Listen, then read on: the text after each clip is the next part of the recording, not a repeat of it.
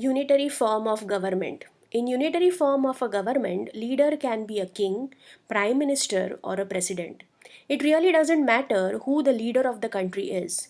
What matters is that the national level of the government has power and runs the country.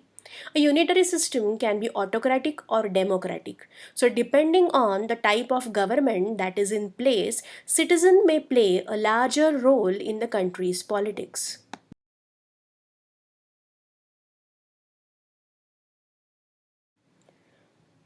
Let's take one example. UK has, that is United Kingdom has unitary system of government. That is one in which all power is concentrated in a single national institution, parliament. Okay, that is only in one single national institution. All local or devolved those government having power transferred or delegated to a lower level, especially from a central government to local or regional administration. Okay, so all local government power exists only at the pleasure of the national government. Okay, meaning that the power is given to those regions and also can be withdrawn. Although in reality this is unlike to happen, it never happens, but in the constitutional book it is mentioned that these rights can be withdrawn. Okay, we find that the unitary form of government is present in UK, France, and as well in Sweden. All the three examples which have been quoted over here, for example, if I say Sweden, then it follows a parliamentary system, it has a constitutional monarchy, it has representative democracy, and is also called as a unitary state. If I take example of United Kingdom, then again it is a parliamentary system, it has a constitutional monarchy, and it also is referred as unitary state. France, then it has a unitary state, it is called as a unitary state, it has semi-presidential system, and it is also called as a constitutional republic. That is, it has a semi-presidential system, that is a dual executive system, a system of government in which a president exists alongside the prime minister and a cabinet of ministers, and the prime minister is responsible to the legislature of the state. Now, when we say that United Kingdom and Sweden have a constitutional monarchy, then we can say that's a system of government in which a monarch shares power with the constitutionally organized government. Here, the monarch may be the head of a state or purely a ceremonial leader. Constitution allocates the rest of the government's power to the legislature and judiciary. So now what is the difference between a monarchy and a constitutional monarchy? Well, monarchy is generally defined as a system where a single person holds supreme authority, typically because he or she was born in a particular noble family. But when we say constitutional monarchy, it is a system where the power of the said monarch is defined and limited by the constitution. It cannot act on its own. Okay, they cannot act on their own. They have to abide by the limits set by the constitution. So, to conclude, we can say that United Kingdom, France, and Sweden have a unitary form of a government where a central government has more authority, more power. All right.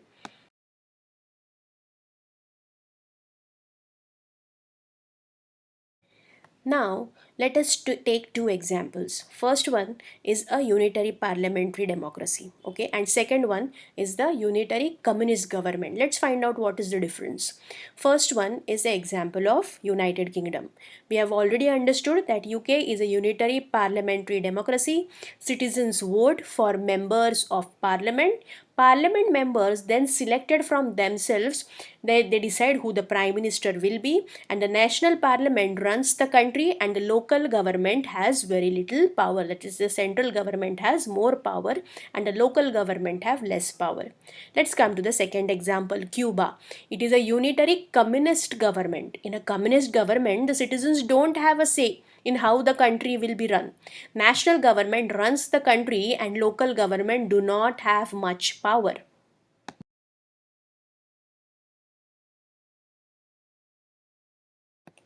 Let's quickly find out what are the advantages of this unitary form of government. It's a strong government, best adapted to small states, that is, regions or countries. Uniformity of law and administration, it is simple and it is less expensive. Prompt decisions can be taken very fast. Single citizenship, flexible to changing social needs and environment. It can change immediately as per the needs of the environment.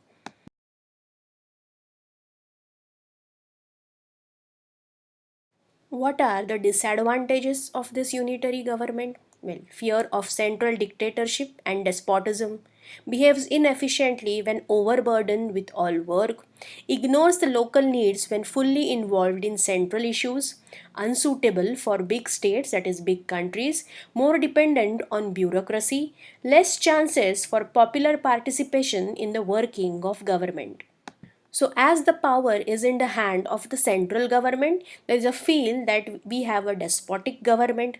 Then, as it is overburdened with work, it actually cannot complete the needs of the local government, and that's the reason it is not suitable for big countries, right? And it is more dependent on bureaucracy, all right, less chances for a popular participation in working of the government. So local people, regional people may not get a chance to actually participate in the working of the government.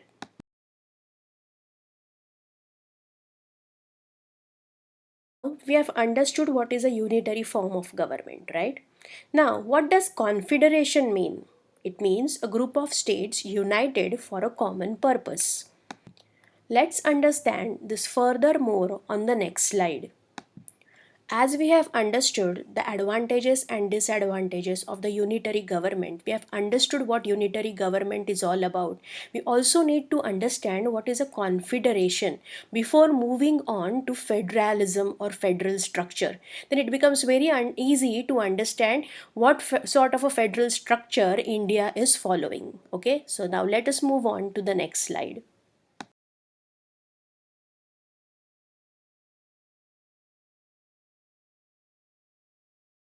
Confederation is a type of government in which state joins together, that is, all the states come together for common cause but retain their independence. Do you remember the image of Tom and Jerry, where all three little kittens came together in order to overpower the central government? So, it is an example of what is the example of? It is an example of confederation, okay, where states come together for a common cause but they retain their individuality, they retain their independence. Usually, this confederation is created by treaty. Confederation of states tend to be established for dealing with critical issues such as defense, foreign relations, internal trade, or currency. Under confederation, central government is relatively weak. It is not like the federal government, okay, over here, or not like a unitary state of government. Over here, in confederation, central government is relatively weak.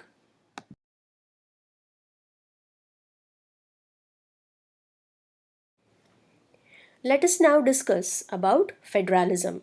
Federalism is a system of government in which the power is divided between central authority and various constituent units of the country, that is, various states of the country. Okay, usually federalism has two levels of government. In few slides in next part we will definitely find out how many levels of government India has, all right. Now, in this federalistic structure, one is the government for the entire country, that is usually responsible for subjects of common national interest which are absolutely important on the national front, so these subjects are taken care by the central government.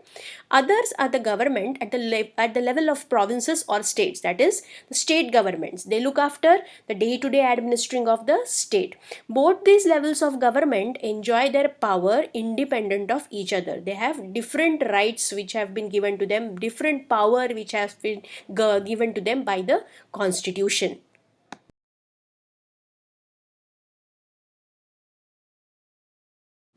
Let's quickly review unitary, confederation, and federal forms of government. Unitary, power rests in the central government.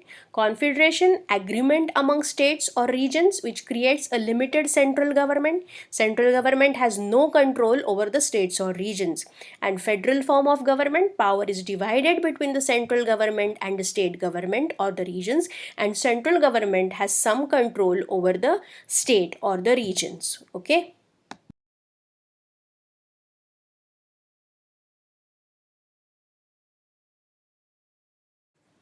Now, let's quickly take examples for unitary, confederation, and federal form of government.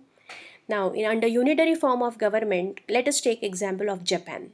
Forms of government, it is a form of a government where one central group holds all the power. Okay.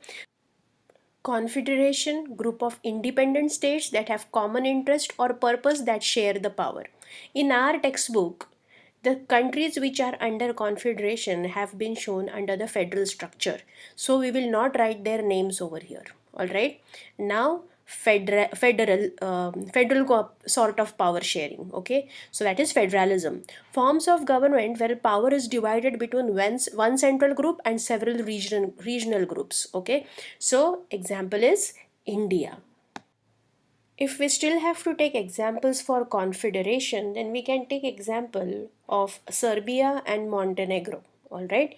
Now, so this is the distribution of power, and with this particular chart, I hope it becomes easy to understand.